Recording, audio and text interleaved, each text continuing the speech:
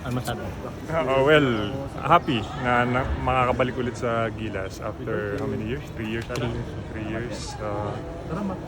Well, hindi naging maganda yung last na ano ko nung sa SEA Games last 2022. So, it's time bounce back siguro.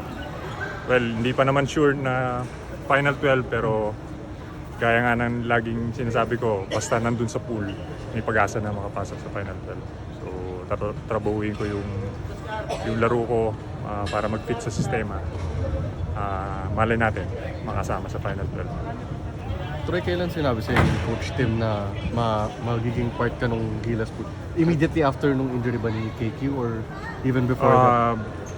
After nung mga injuries nila KQ tsaka ni Kai, I think before Northport game ata namin. So kinausap ako na if ever ba i-call up ako ng Gilas, ano ako. Sabi ko, why not coach? Sabi ko, hindi ko hihindihan yan.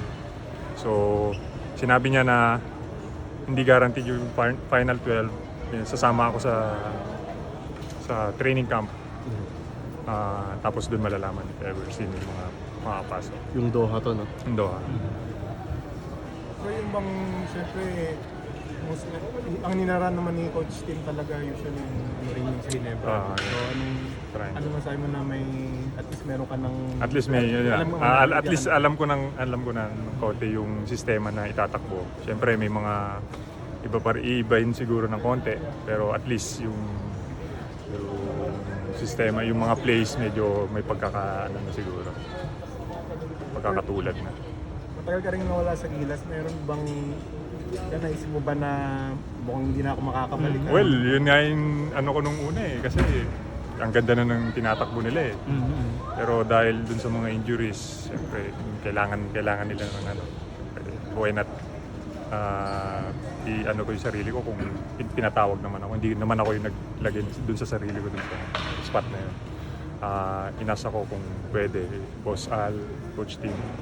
So, mga boss na yung nagsabi, why not? Try. Do you feel like parang you have something to prove dahil nga tagal mong nawala sa Gilas or ano lang naman, wala naman? Yeah, siguro. Siyempre para sa bayan. Yun lagi yung iniisip pag pinapatawag ako sa national team. Huwag kang hindi para sa bayan. Troy, sa Gilas, mga uli na kasama mo sila, sila John Mar, sila Jacket. Ngayon, sobrang bago na yung team. Anong pinaka nilook forward mo dun sa mga bagong players?